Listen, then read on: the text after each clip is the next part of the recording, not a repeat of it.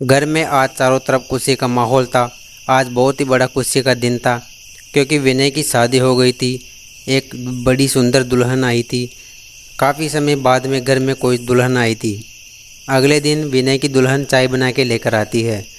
वो चाय बड़े प्यार से लेकर आई थी अपनी सास के लिए, लेकिन काफ़ी समय बीतने के बाद भी वो ऐसा नहीं सोच पाई कि अपनी बहू अपने लिए अच्छी है। दरअसल वो सभी के लिए अच्छी नहीं थी क्योंकि वो काले रंग की थी। बेचारी को काले रंग की होने के कारण कोई भी उसको अपनाता नहीं था, कोई भी उसके पास नहीं जाता था, उससे अच्छा व्यवहार नहीं करता था और उसे छूने से भी दूर रहते थे। सभी लोग बोलते थे कि तुम तो काली हो, तुम तो मनहूस हो। जबकि घर में एक दूसरी बहू भी थी जो गोरी थी, जो दिखने में काफ़ी सुंदर भी थी, इसलिए माँ जी को वैसी बहू चाहिए थी। बेचारी विनय की पत्नी काफ़ी रो रो कर परेशान हो जाती है कि मेरे भगवान मेरा कैसा रंग दिया है, मुझे तो कोई यहाँ पर अपनाता ही नहीं है। सबको रंग रूप वाली बहू चाहिए, लेकिन मेरे पास तो रंग रूप है ही नहीं। लेकिन बेचारी विनय की पत्नी काफ़ी सुशील और संस्कारी थी, लेकिन कोई फ़ायदा न निकला। कुछ दिनों बाद विनय की घरवाले दूसरी शादी करा देते हैं, जो कि दिखने में काफ़ी खूबसूरत थी, और एक सुंदर सी पत्नी से विनय की शादी करा दी जाती है। और विनय काफ़ी खुश था कि चलो कोई बात नहीं, एक के बाद दूसरी शादी हो रही है मेरी और मुझे एक अच्छी और सुंदर पत्नी मिली है। और दोनों खुश थे। तभी विनय की पहली वाली पत्नी वहाँ पर आ जाती है और वो विनय से बोलती है कि तुम मेरे साथ ऐसा नहीं कर सकते विनय, तुमने मुझे धोखा दिया है। विनय बोलता है कि तुम तो बदसूरत हो, तुम तो काली हो, मैं तुम्हारे साथ नहीं रहूँगा, मैंने तुमसे पहले ही कहा था। विनय और उसकी नई पत्नी पुरानी वाली पत्नी को छोड़ देते हैं और दोनों बड़े खुशी से चारों तरफ धूमधाम से नौड़ लगाड़े बाज रहे थे। लेकिन विनय की पहली पत्नी बेचारी की आंखों से आंसू आ रहे थे और वो रो रो कर उसका बुरा हाल हो गया। और घर में कोई एक छोटा भाई था विनय का, वो अपनी भाभी से बहुत अच्छा प्यार करता था। वो उसको गाड़ी में बिठा के भेज देता है कि आप चलो, मैं आता हूँ, आप ऐसी चिंता मत कीजिए, आपका इलाज सब कुछ हो जाएगा, हर रंग का इलाज होता है।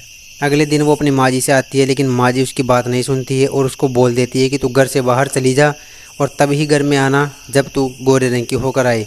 वो बेचारी रोती रोती मन में ये सोचती हुई बाहर निकल जाती है कि मैं कहाँ जाऊँगी, मेरा रंग कौन सा गोरा करेगा। तभी एक बोर्ड पर लिखा हुआ था दुकान के बाहर कि काले रंग से मुक्ति पाओ और गोरे होकर यहाँ से जाओ। ऐसा कुछ देखकर बेचारी अमन की पत्नी के बीच में मन में कुछ ख्याल आता है कि चलो मैं यहाँ से अपना रंग गोरा करवा लेती हूँ, तो मुझे घर वाले वो है अपना अपना लेंगे। वो अंदर जाती है और उस मैडम से बोलती है कि मैम, मेरा रंग बहुत ही काला है, मेरी शादी हो गई थी लेकिन मेरे पति और घर के अन्य लोग मुझे एक्सेप्ट नहीं कर रहे हैं। वो बोलते हैं कि मैं बहुत बदसूरत हूँ, मेरा रंग बहुत काला है, तो आप कृपा करके मुझे ऐसा मेकअप कर दीजिए कि मैं गोरी हो जाऊँ, कुछ ऐसा चमत्कार कर दीजिए ताकि मुझे गोरी होने के बाद मेरे घर वाले जो है वो मुझे एक्सेप्ट कर ले। मैडम बोलते हैं कि आप बिल्कुल भी चिंता मत कीजिए, मैं आपको एक ऐसा जादुई आईना दिखाने वाली हूँ जिसके अंदर से आप यदि एक बार देखोगे तो तुम्हारे इतना रूप सुंदर हो जाएगा कि घर वाले तुमको अपनाने से बिल्कुल भी मना नहीं कर पाएंगे। उस मैडम की बात सुनकर विनय की पत्नी के मन में काफ़ी खुशी हो रही थी कि चलो कोई बात नहीं, आखिरकार अपने इस कालेपन का इलाज मिल ही गया।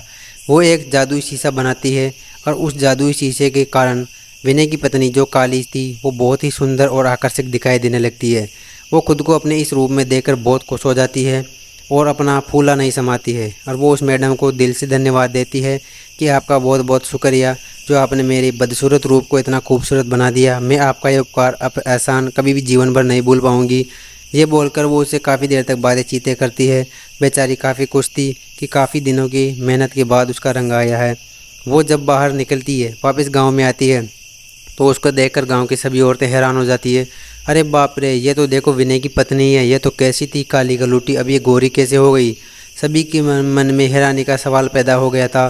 सभी चिंतित हो गए थे कि आखिर ये चमत्कार हो कैसे गया। सभी पूरे गांव में सभी महिलाएं आपस में बातें करने लगती है और विनय की पत्नी की खूबसूरती का राज पूरे गांव में फैल जाता है। सभी लोग हैरान थे।